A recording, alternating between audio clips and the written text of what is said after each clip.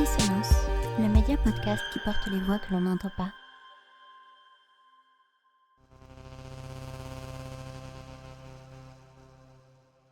Dissonance, le média podcast autonome, participatif et résolument politique.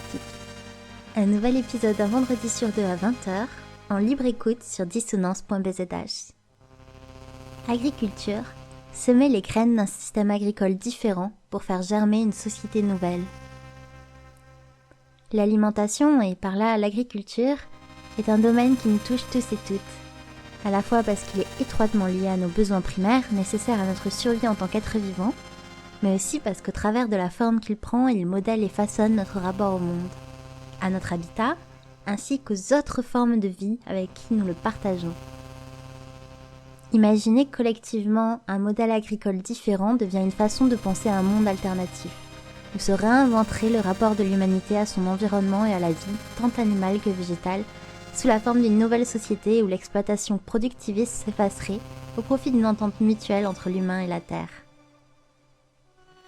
En allant à la rencontre d'agriculteuristes sur le terrain, on a pu recueillir leurs témoignages, nourris par leur expérience de la profession et de la terre.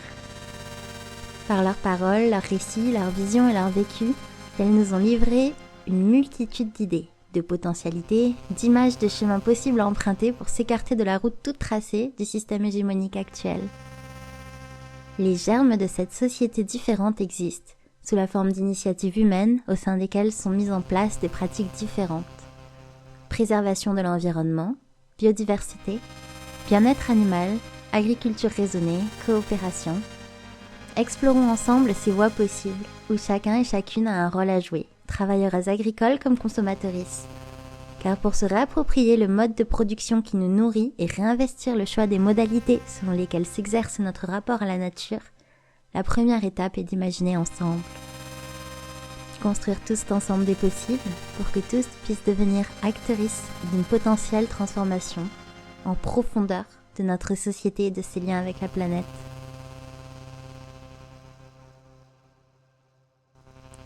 D'après toi, ta profession et ta manière de l'exercer ont-elles une portée politique ? Je revendique vachement ce terme de paysan et je l'oppose volontiers moi à l'industrialisation, à l'industrie quoi. Et ça me va bien, je pense qu'il est porteur de plein de sens politiquement et même agronomiquement et tout. Et à la fois, c'est hyper dur de le définir et c'est hyper dur de savoir où tu mets le curseur, où tu mets la limite. Pof, ça y est, on est passé dans de la production industrielle alors qu'avant on était paysan. Qu'imaginerais-tu pour faire mieux que le modèle agricole actuel ? Quelles alternatives viables au modèle dominant envisagerais-tu, existantes ou imaginaires ? À quoi ressemblerait pour toi un meilleur modèle pour l'avenir ?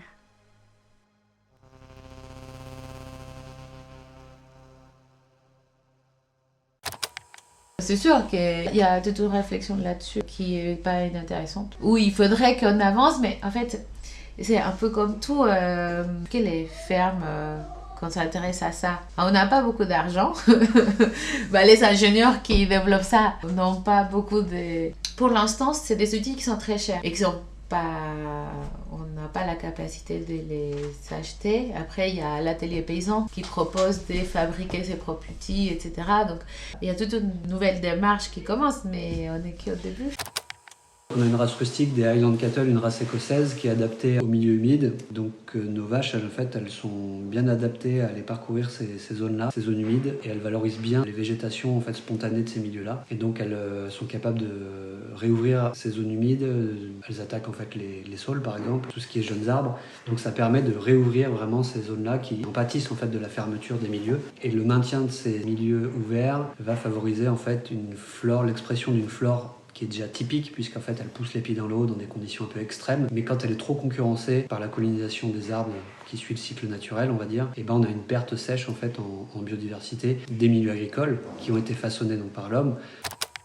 Le système des AMAP, la vente directe aussi, ça permet de, une fois qu'elle est bien rationalisée, optimisée, ça marche mieux quoi. Il y a beaucoup de gens qui se font beaucoup d'argent avec l'agriculture. Il y a plein de gens qui se font des grosses marges quoi sur les produits agricoles, mais c'est souvent pas les agriculteurs. Mais quand on fait de la vente directe, on se réapproprie un peu le truc, donc voilà, c'est quand même assez avantageux au bout du compte. Bah, sûrement que j'ai pas toutes les réponses, il faudrait que je réfléchisse un peu plus longtemps, mais en soi, je pense qu'un bon paysan idéal, c'est avec beaucoup, beaucoup de paysans, des petites fermes diversifiées, collectives. Et je pense que des fois, on aimerait faire plein de choses et la contrainte économique nous oblige à faire des concessions qui, si tu l'avais pas, franchement, tu la ferais pas. Du coup, je pense que sortir de la contrainte économique, ce serait l'idéal pour la paysannerie. Sortir de besoin de production pour avoir l'argent nous aiderait aussi beaucoup à autant prendre soin de nous que prendre soin de la terre, quoi. Alors c'est pas forcément un modèle qui est facile à reproduire, comme je le disais tout à l'heure, de faire de la vente directe, etc. C'est un métier à part entière, mais il y a quand même des échelons de fermes ou des marchés qui pourraient être plus raisonnables en fait, quoi. J'ai pas de grande solution, même si je pense qu'il y a de la place pour installer des paysans, parce qu'il y a quand même un effet isolement énorme. Le sens que ça a, que... Ouais. Après, tu vois, je me dis aussi des fois, en vrai, moi, mon vrai but, c'est que les gens se réapproprient, en fait, ce truc de la production de bouffe, en fait. Il n'y a pas de raison qu'il y ait des catégories de la population qu'on désigne comme ça, vous allez produire la bouffe. En soi, moi, je pense que ça a du sens existentiellement pour tout le monde, et ce serait très bien que tout le monde ait un petit jardin vivrier, au moins, quoi. Ou des parcelles collectives, voilà, cultivées en commun. Moi, ce serait ça mon idéal, en vrai. Dans notre quotidien, on est en train de jongler entre cultiver des légumes sains, de façon écologique, avec grande diversité, plus possible, et ne pas passer toute notre vie à faire ça non plus, parce que aussi on a une vie à côté et qu'on a envie de... Cette besoin d'être efficace, des fois, nous oblige à, par exemple, je sais pas, peut-être qu'on pourrait mettre la paille partout, sauf que c'est long, mettre la paille, et du coup, on va mettre une toile tissée qui est en plastique, c'est durable, ça dure au moins 10 ans, mais c'est pas organique. Voilà, tu fais des concessions comme ça parce que tu sais que autrement c'est soit tu vois pas ton enfant, soit tu vas pas à une fête, participer pas à la chorale, je sais pas. Donc l'enjeu pour moi, c'est de recentrer un peu l'agriculture, d'avoir des produits à forte valeur ajoutée sur des territoires qui peuvent être à l'échelle de région, mais où on met l'accent et on refait du lien en fait, et où il y a un enjeu, après on parle de politique, où il y a un vrai soutien et une prise de position pour maintenir des prix, parce qu'après c'est là, on parle de prix, quand on vend en semi-gros ou en filière longue, c'est qu'il faut assurer en fait un minimum de prix de revient, sinon on ne peut pas continuer à faire ce métier-là, quoi. Les temps qu'on passe, les soins en général, et les soins de la terre, de la nature, les temps n'est pas les mêmes que les temps capitalistes. Et du coup, les temps longs où tu dois vraiment prendre ton temps pour faire les choses, forcément il y a un moment où ça tiraille parce que tu n'es pas rémunéré pour ça. Ouais. Nous on fait des légumes sains avec on fait que des variétés anciennes et tout ça c'est beaucoup moins productif que l'agriculture productiviste. Et en fait nos carottes sont le même prix que toutes les autres carottes. Je pense pas que j'aurais envie de les vendre beaucoup plus cher pour qu'il y ait que des riches qui peuvent les acheter non plus. Du coup c'est assez complexe pour arriver à... Donc je me dis, si on sort de la question économique, parce qu'on se l'a souvent dit à la ferme des fois quand on a nos grandes discussions, en vrai, tu ferais quoi si tu n'avais pas besoin d'argent? Et en fait, on ferait la même chose, mais 3 jours par semaine au lieu de 5.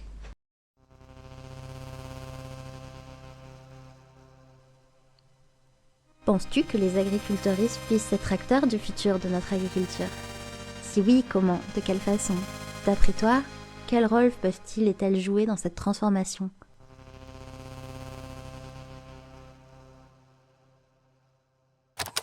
Sur la France métropolitaine, les espaces naturels protégés, ça représente 1,32% du territoire, à quelque chose près. Quand je dis 1,32% du territoire, ça comprend dans notre imaginaire le parc national des Pyrénées, la Vanoise, le Vercors et les petites réserves naturelles du Cap Fréhel, par exemple en Bretagne ou dans les monts d'Arrée. Donc c'est vraiment pas grand-chose. Alors souvent c'est des puits de biodiversité, donc il faut en effet mettre le paquet pour préserver ces espèces dites un peu remarquables, mais en fait elles sont quand même très isolées parce que le reste du paysage en France, il est à 50% agricole, En Bretagne, il est à 75% agricole. Donc quand j'ai vu la tête du paysage agricole breton et quand on lit la littérature sur l'effondrement de la biodiversité d'une manière générale dans le milieu agricole et notamment en Bretagne, je me suis dit on va pas y arriver quoi. Donc il faut continuer à préserver des milieux vraiment forts.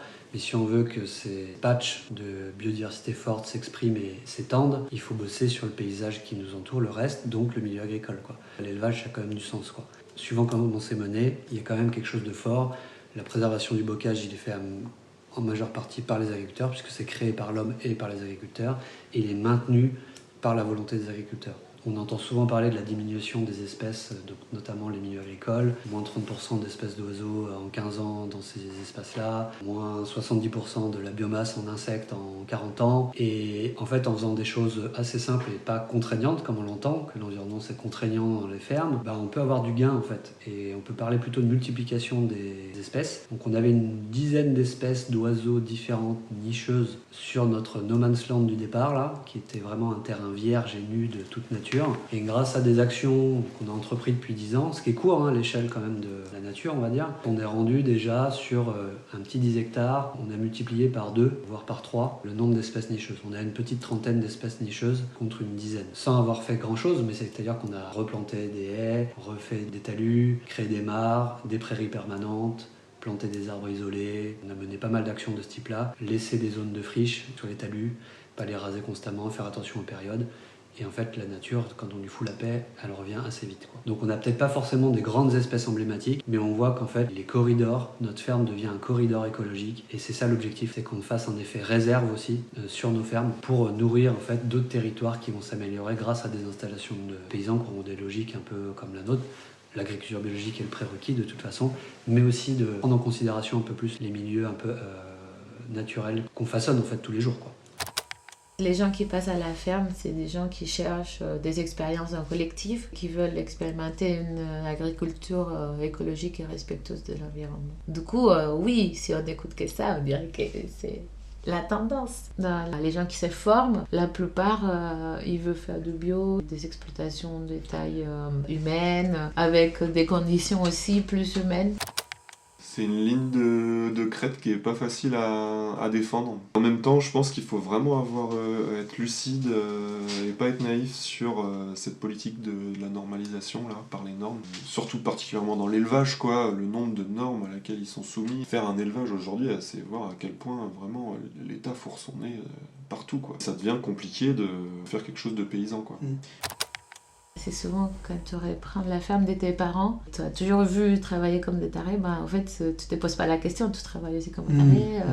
Et c'est plus difficile de changer, mais nous, les stagiaires qu'on a, en général, c'est des changements d'activité. C'est une remise en question générale, donc forcément, ils sont cogités à tous ces trucs-là et ils sont déjà un peu...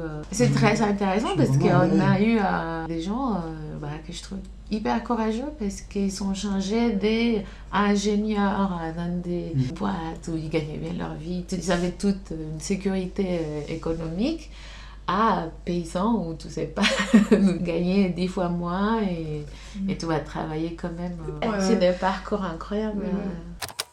On est connecté pas très loin des espaces naturels, donc tout ça, ça a du sens, ça fait un effet réserve et en même temps, on crée une activité économique. On est implanté sur le territoire, on fait du lien social. Je veux dire que la boucle est bouclée, quoi. Le réseau, c'est super important pour ne pas se sentir trop seul, pour répondre à des questions techniques, tout simplement aussi des fois, mais aussi pour discuter de nos maux en fait, qu'on peut avoir, des difficultés qu'on rencontre. Au final, on est impliqué du coup dans plusieurs réseaux, donc la Confédération Paysanne et le réseau Paysan de Nature, qui est justement lui un réseau qui fédère depuis peu, donc c'est une association qui est devenue nationale, le réseau Paysan de Nature, qui fédère les paysans qui sont engagés dans ces démarches de progrès pour la biodiversité. C'est un peu comme le label Nature et Progrès. On va vers quelque chose de progression pour la biodiversité. Donc là, ça permet d'échanger sur des sujets qui sont justement un peu, qui sortent du technique, sur comment on fait pousser de l'herbe, comment on fait pousser des céréales, mais plutôt sur justement le sauvage qui habite nos fermes. En fait. Parce qu'on a de la biodiversité domestique, avec des races aussi des fois anciennes, etc.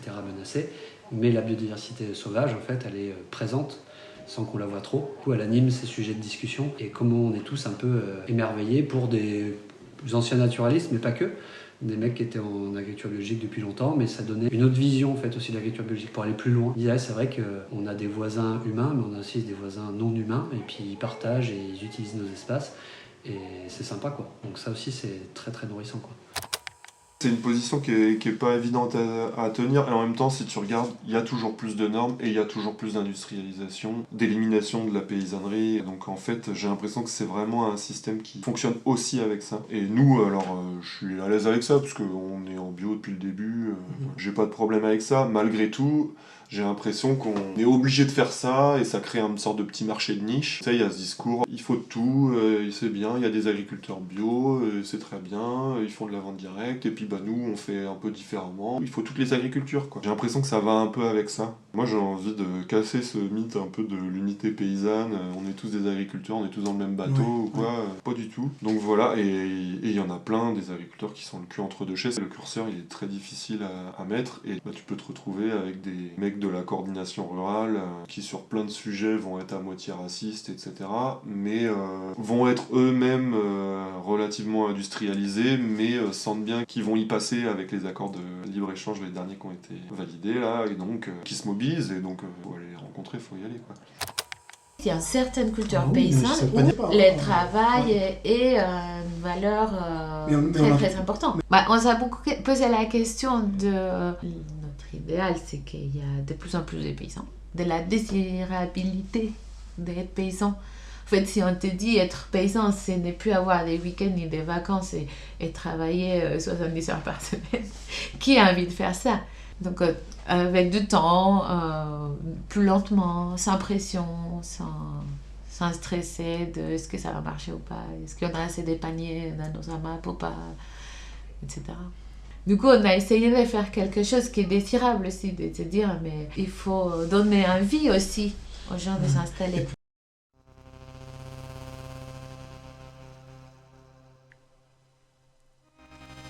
Penses-tu que les citoyennes, les consommateurs, les consommatrices puissent être des acteurs du futur de notre agriculture? Si oui, comment? D'après toi, quel rôle peuvent-ils et elles jouer dans cette transformation? Donc là on s'est dit, il va nous falloir de la terre cultivable. Là il a fallu batailler un peu pour trouver de la terre cultivable en zone légumière. La terre elle est très chère, il est hors de question d'acheter de la terre à ce prix-là et de s'endetter. On s'est dit on aimerait bien que la terre redevienne un peu dans l'espace commun, public entre guillemets. On avait une piste avec un légumier qui nous a fait confiance, qui nous a dit moi je suis en train de voir déjà pour arrêter, enfin limiter mon activité tout doucement. Donc j'ai une dizaine d'hectares que je veux bien vous vendre. Mais à vendre. Donc le calcul est assez simple, 12 000 € fois déjà 10 hectares, ça fait une somme assez importante. Donc on s'est dit on va tenter le coup à essayer d'embarquer des citoyens avec nous, pour pas qu'on soit tout seul non plus, à porter en fait le challenge de l'agriculture. On s'est présenté sur les marchés, on n'avait rien à vendre, on a présenté plutôt une aventure. On parlait qu'on avait envie de faire du pain et des vaches, même si on n'y connaissait pas grand chose. Et ce que vous voulez pas acheter avec nous collectivement de la terre agricole. Voilà. Donc sous forme de part sociale. Politiquement, on n'avait pas envie d'être propriétaire et de capitaliser sur la terre agricole, puisque c'est la problématique majeure pour s'installer, c'est de trouver du foncier, quoi. Ce projet citoyen, il a réussi à voir le jour. En décembre 2015, on avait en fait réuni des promesses de part pour acheter ces premières terres agricoles. On avait une centaine de personnes qui nous ont fait des promesses de part, dire ok, votre truc là, ça nous intéresse, ça a une portée politique et c'est une manière en fait pour les gens de s'impliquer dans l'agriculture sans forcément passer le cap ou qui auraient voulu le faire. Enfin, il y a plein de profils très différents de personnes et c'est globalement des gens assez proches, c'est-à-dire que dans un rayon de 30, 40, 50 km max qui ont voulu se lancer dans cette aventure. Et ça c'est assez encourageant parce qu'on n'était pas du territoire. On connaissait le territoire mais on n'était pas des gens du territoire. Et on a eu des citoyens à vouloir s'impliquer, mais aussi on a une asso de consommateurs de la Biocop en elle-même, qui a compris en fait l'enjeu. Si on veut avoir des paysans qui fournissent des produits de qualité et biologiques dans notre magasin, il faut qu'on les aide à s'installer. Acheter de la terre agricole, les aider, c'est peut-être pas si mal. Donc eux ils ont participé. Et des assos naturalistes, comme j'étais dans le domaine à l'époque, j'ai essayé de solliciter pour dire les gars, si on veut continuer à protéger des espaces, il faut aller sur le milieu agricole et aider et favoriser l'installation. Et ben c'est un bon moyen. Alors maintenant, on est 304 citoyens. On a relancé des campagnes citoyennes. On est parti d'une centaine et on est aujourd'hui 304 citoyens, propriétaires on a grappillé d'autres hectares cultivables. de 33 hectares. Donc ces gens-là, en fait, c'est aussi des ambassadeurs, c'est-à-dire que ils parlent de notre projet, ils parlent de nos produits, ils consomment nos produits. Ça a permis de lancer un peu la machine et de assez vite atteindre en fait des objectifs économiques qui nous permettent de vivre de notre métier, quoi. Au bout de 3 ans, je dirais 3 ans, on a pu commencer à se tirer un salaire et vivre de cette agriculture, tout en prenant en considération les milieux naturels agricoles dans notre modèle. Mais ce qui est encourageant, c'est qu'il y a quand même de la place, il y a des paysans qui veulent s'installer. Il faut essayer d'aller encourager quand des jeunes veulent s'installer, il faut les écouter sur des communes pour les aider à trouver du foncier. Donc il y a plein de manières, ce qu'on a fait par exemple pour se rapprocher de Terre de Liens ou des citoyens qui fassent de la veille foncière. On fait un marché à la ferme tous les mardis soirs. Et donc ça permet de faire venir d'autres collègues qui ont des produits en vente directe. Donc fromage de vache, légumes, champignons, pizza locale. Et donc ça permet de faire un petit supermarché de paysans. Donc c'est des temps d'échange très sympathiques entre nous et de proposer justement quelque chose d'assez complet pour les gens qui veulent faire leurs courses. Et d'avoir aussi un acte d'achat pertinent, c'est d'acheter directement au producteur. Ça c'est quand même vraiment bien et j'encourage tout le monde à faire ça puisque je le disais, on achète globalement en grande surface, mais il faut savoir que sur 100 € d'achat, il y a 6,90 € de mémoire qui retournent dans la poche d'un producteur, puisqu'il y a beaucoup d'intermédiaires entre-temps qui prennent des commissions, on va dire, voilà, et le prix n'est pas payé juste prix du travail en fait de l'agriculteur. Voilà, si on veut vraiment aider des paysans, l'agriculture en général, il faut aller sur des produits de qualité et favoriser la vente directe. Mais ça soit aussi dans les réseaux de distribution comme les Biocoop, qui sont quand même des partenaires aussi intéressants, puisqu'ils mettent en avant nos produits et ils ne discutent pas les prix. Qu'est-ce que je pourrais ajouter pour conclure ? On veut des paysans, donc on voudrait quand même susciter des vocations, parce qu'on a une espèce menacée. Donc j'encourage en fait ceux qui se questionnent à se rapprocher de fermes comme les nôtres, puisque souvent on est très ouvert sur ces questions de l'installation ou de faire découvrir notre métier. Donc faut pas hésiter à venir nous voir pour discuter, échanger et puis voir ce qu'on peut faire pour qu'on ait des voisins paysans, puisque c'est ce qu'on voudrait, quoi. Voilà.